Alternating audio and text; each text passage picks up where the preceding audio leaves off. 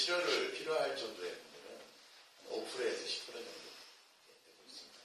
그래서 여기 있는 분들 중에 몇 분도 제가 수술하신 분도 있는 것 같은데 하지정맥류에 대해서 하지정맥류가 뭔가 제가 하지정맥류 발표를 할 때 이제 말 그대로 이제 의사들 앞에서 발표하는 내용도 있지만 이제 환자들 이제 일반인들에게 좀 쉽게 발표할 수 있는 내용으로 제가 좀 한번 꾸며봤습니다. 하지정맥류라고 하는 것이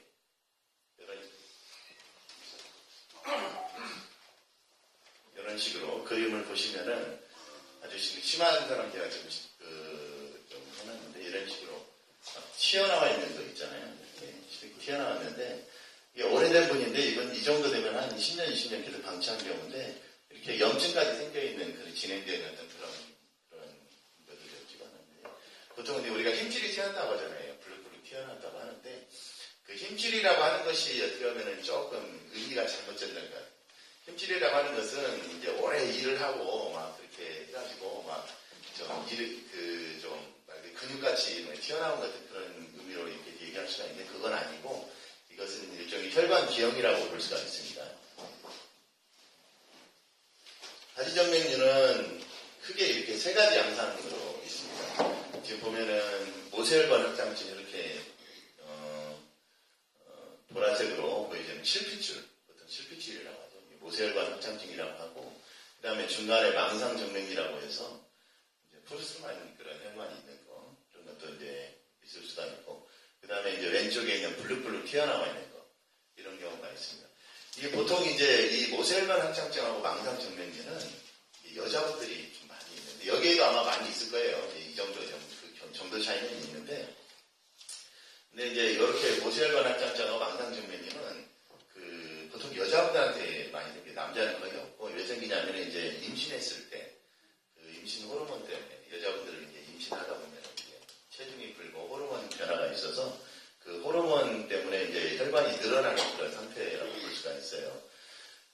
그래서 이제 보통 이제 우리 환자분들이 병원에 찾아올 때 이런 경우도 많이 오거든요. 이게, 여기 두 개, 여자분들이. 이제 왜 오냐면은, 요것이 나빠지는가.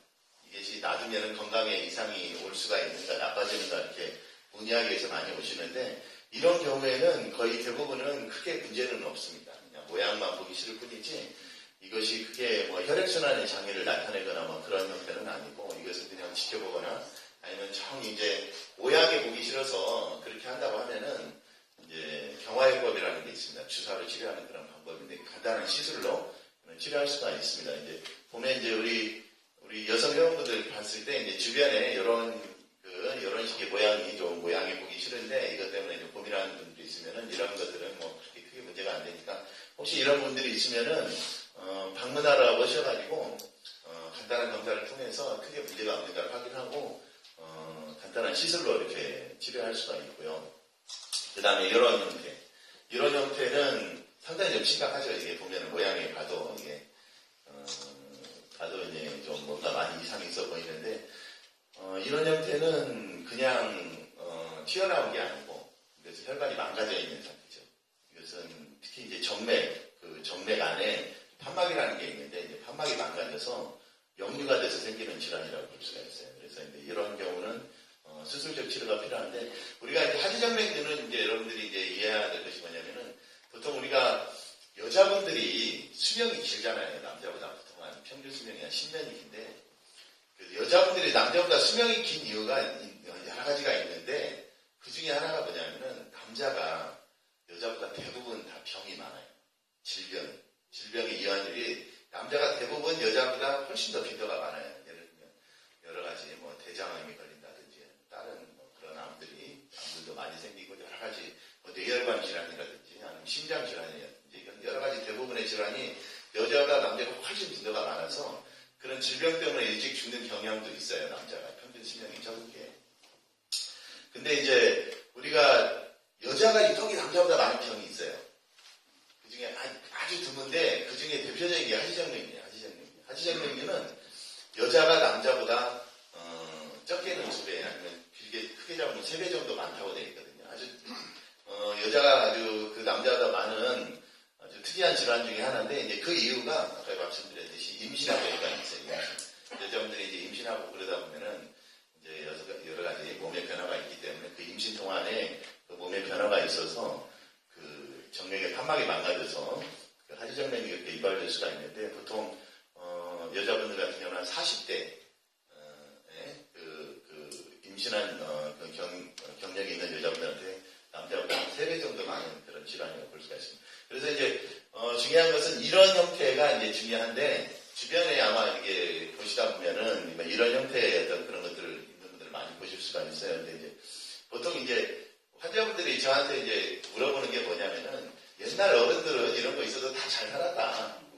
잘 살았는데 굳이 이거 치료해야 되냐. 그런 얘기를 많이 하시는 분들도 있어요. 이제 보통 우리 옛날에 보면 할머니들 보면 다리 보면 막 튀어나온 분들도 있고, 그런데 이제 옛날 같은 경우는 보통 이제 의술이 발달되지도 않고 그렇기 때문에 그냥 대부분 그냥 하셨는데, 그것 때문에 옛날 우리 보면은 부모님들은 다 그냥 하셨는데 이거 꼭 치료해야 되냐 이렇게 얘기하시는데, 사실은 저는 이제 이렇게 생각을 해요. 이제 우리가 물론 이제 농담 삼아서도 환자들한테 얘기하는데, 만약에 이제 우리 환자분이 예를 들면 이암이 걸렸다고 하면은 그런 아무 생각 없이 돈 없으면 지더라도 팔아서 치료할 텐데, 이제 이런 질환들은 사실은 생명하고는 직결관 질환은 아니거든요. 근데 이제 최근에는 의학이 많이 발전되고 생활 수준이 많이 좋아졌기 때문에 여러 가지 양성 질환들, 우리가 대표적으로 양성 질환이라고 하면은 치질도 예를 들 수가 있고, 그다음 허리 아픈 거 있잖아요. 디스크 같은 거, 디스크라든지 척추 협착증이라든지 그런 질환들. 그 다음에 이 대표적으로 하지정맥류도 마찬가지인데, 이런 질환들은 물론 갖고 있으면은 살 수는 있지만 이게 굉장히 불편한 상황이거든요, 사실은. 일단 모양이 보기가 싫고, 또 이게 놔두면은 여러 가지 증상들이 있어요. 다리가 피로하고, 막 무겁고, 쥐가 나고, 여러 가지 생활 어떤 그런 노동력이 많이 떨어지고, 또 이거 놔두면 여러 가지 합병증을 일으킬 수가 있거든요. 그래서 이런 부분들은 과거에는 의학이 발전되지 않고 여러 가지 어려운 상황에서는 치료하지 않고 지내 있어도, 요즘 같은 경우에는 백내장이라든지 그런 것들도 있으면 바로 치료하잖아요. 시야가 안 좋고 그러기 때문에 이런 질환들도 있으면은 바로 치료하면서 어느 정도 이제 생활의 라이프 퀄리티를 어느 정도 높여주는 어떤 그런 중요한 질환이라고 볼 수가 있습니다. 그래서 이제 하지정맥류, 일단 이런 형태의 정맥류가 중요하다고 볼 수가 있는데, 왜 생기냐면 이것은 이 하지정맥류는 우리가 직립보행하기 때문에, 우리가 이제 직립보행을 하잖아요. 직립보행을 하기 때문에 생겨지는 대표적인 질환이 3가지가 있는데, 그 중에 하나가 이제 하지정맥류, 서서 생활하기 때문에, 중력에 의해서 중력보다는 우리가 서서 생활하기 때문에 하지정맥류가 생기고, 두 번째로 이제 직립보행하기 때문에 생기는 질환이 이제 치질도 생길 수가 있어요. 치질 같은 경우. 그 다음에 이제 허리 질환, 디스크라든지 어떤 척추 협착증이라든지 그런 거 대표적으로 생길 수 있는데, 그 중에 우리가 사람은 직립보행하기 때문에, 직립보행을 하기 때문에 사실 어떻게 보면 하나님께서 우리 사람은 서서 생활해서 하기 때문에 동물하고 틀리게 이 손을 사용할 수 있잖아요. 손을. 우리가 다리로 이렇게 지탱을 하고 이제 손을 사용할 수가 있기 때문에, 이 손을 통해서 우리가 여러 가지 어떤 일들을 하면 아주 정밀한 어떤 그런 작업이라든지 그런 것들을 할 수가 있게 됐는데, 이제 그런 어떤 그런 상황이기 때문에 생겨질 수 있는 피치 못한 질환이 하지정맥류다, 이렇게 볼 수가 있습니다. 그래서 이제 하지정맥류는 왜 생기냐면은, 사람은 그렇게 직립보행을 하기 때문에, 다리에 있는, 우리가 심장에서 박동을 하면 다리로 이제 동맥피는 내려오지만, 다리로 간 정맥피 있잖아요. 정맥피는 다시 심장으로 올라가야 되는데, 이게 거꾸로 올라가야 되는 그런 상황이기 때문에, 거꾸로 걸려면은 힘이 없어서 못 올라가거든요. 정맥피가. 그래서 이제 그것을 다리에 있는 정맥과 심장으로 올라가게 하기 위해서, 정맥 안은 이런 식의 판막이 있습니다. 판막이. 위로만 올라가게. 그래서 서 있으면 딱 지탱을 해주는 판막이 있어서 이 계단식으로 다리에 있는 정맥피가 올라가게 돼 있는데, 이게 여러 가지 원인 때문에 판막이 망가져가지고 역류가 된다고 하거든요. 이게 판막이 망가져서 피가 밑으로 쏠릴 때, 그때 이제 하지정맥류가 발생되는 그런 원인이라고 볼 수가 있습니다. 이제 이런 식으로 이제 우리가 정상적인 다리고 이제 정맥류 다리인데, 정상적인 다리는 우리가 걸어다닐 때 이 걸어다니는 그 근육의 압력으로 피가 위로, 정맥피가 위로 올라가게 돼 있어요. 그래서 판막을 통해서 이제 한쪽 방향, 일방통에 올라가게 돼 있는데, 이제 하지정맥류 같은 경우는 이제 이게 판막이 망가져서 가던 피가 밑으로 빠지게 되죠. 걸어다닐 때마다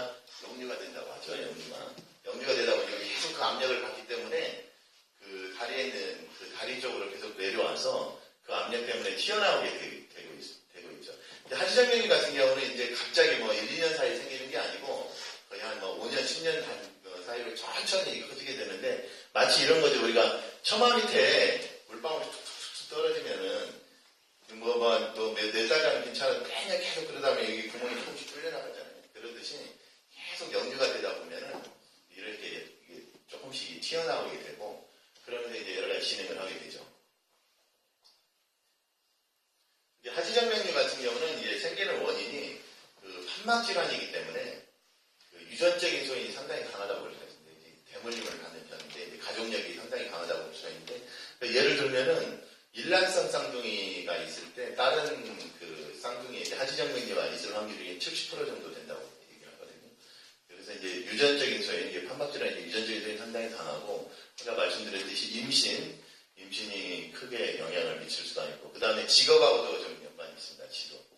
오래 서 있는 직업. 오래 서 있다 보면 아무래도 다리 쪽으로 압력이 세기 때문에 교사나 판매원 같은 경우 그런 직업하고 연관이 있을 수가 있고 또 이제 자세도 좀 있을 텐데 우리 저기 교장 선생님 같이 이렇게 다리를 꼬고 있으면 이렇게 이런 식의 다리를 꼬고 있으면은 아무래도 이제 혈액순환 그런 자세가 정맥류 유발시킬 수가 있고 그 다음에 또 여자분들 그런 거 이제 스키니 바지 같은 거 있잖아요. 꽉 끼는 스키니 바지라든지 아니면 또 이제 하이힐 같은 거 있잖아요. 이렇게 하이힐 그런 경우도 이제 여러 가지 유발시킬 수 있는 여러 가지 요인이 될 수가 있습니다. 예, 그 증상은 하지정맥류는 그 역류가 되는 그리고 혈액순환 장애가 있기 때문에 피가 밑으로 계속 쏠리는 그런 상태죠. 그래서 유달리 환자분들이 다리가 아프다고 그래요. 그 다음에 피로하다고 하고 다리가 아프고 피로하다고 하고 밤에 쥐가 잘 난다고 얘기도 하고 그런데 보면은 이게 꼭 우리가 제가 진료실에 찾아올 때 환자분들은 막 튀어나와가지고만 오는 경우가 있는 거 이게 막 모양이 막 생겨가지고 오는 경우도 있지만은 그게 아니고 다리가 아파서 오는 경우도 있거든요. 아마 여기 앉아 계신 분들도 요즘에 하도 이제 우리가 현재 생활이 바쁘다 보니까 여러 가지 일도 하도 바쁘다 보니까 다리가 유독이 아프다는 분들도 있어요. 그래서 이제 다리가 아픈데 이것이 다리 아픈 원인이 뭔가 다리가 필요하고 저도 좀 필요하거든요. 사실은 이제 있다 보면 왜 필요한가 모르겠는데 필요하고 그냥 다리를 조금 이게 올려놔야 좀 더 편하고 막 그런 경우가 있는데 우리가 이제 우리 상식적으로 이제 구분할 때 이게 있어요. 우리가 다리가 아픈 원인이 크게 세 가지가 있는데 여기 대표적으로 이제 이 정맥적 하지정맥류 때문에 아플 수도 있고 또 하나는 허리 예를 들면 디스크라든지 척추 협착증이 있을 때도 다리가 아플 수가 있거든요. 그 다음에 이제 말 그대로 이제 동맥질환, 혈액순환 장애가 있어서 아플 수가 있는데 구분할 수 있는 가장 쉬운 방법은 다리가 아플 때 우리가 이제 조금씩 걸어 다니잖아요. 이렇게 다리가 아플 때 좀 피로하고 아플 때 걸어 다녔을 때 회복이 좀 호전이 되냐 안 되냐에 따라서 구분할 수가 있어요. 하지정맥류 같은 경우 정맥질환은 걸어 다니면 호전이 돼요. 다리가 아픈 게 좋아져요. 왜냐하면 걸어 다니다 보면은 종아리 근육이 펌프질을 해주기 때문에 밑으로 쏠렸던 피를 다시 위로 올려주기 때문에 호전이 되는 게 이제 특징인데 만약에 걸어 다녔는데 호전이 안 되고 오히려 더 악화가 한다고 하면은 이제 이 허리에서 이제 허리 질환 때문에 생겨진 신경 압박 증상하고 연관이 있을 수가 있고 또 이제 동맥경화 같은 거 그런 것들 때문에 생겨진 그 혈액순환 장애라고 볼 수가 있죠. 그래서 이제 만약에 여러분들도 이제 다리가 아프고 그러다 보면은 이제 간단하게 그런 방법으로 이제 할 수가 있고 또 다리를 좀 이렇게 우리가 누웠을 때 다리를 조금 베개 같은 거 덮고 이제 한듯하다 보면 다리가 편해지거든요. 보통 일반적으로 왜냐하면 심장보다 그 다리를 높게 하다 보면은 다리에 고여있던 그런 피들이 심장으로 다시 돌아갈 수가 있기 때문에 다리가 편해지다고 하면은 이게 이런 일반적으로 정맥질환이라고 볼 수가 있죠. 그래서 이제 하지정맥류 증상은 다리가 피로하고 아프고 쥐가 잘 나는 어떤 그런 것들을 볼 수가 있고 만약에 이것을 계속 놔뒀을 때 어떤 일이 생기냐면은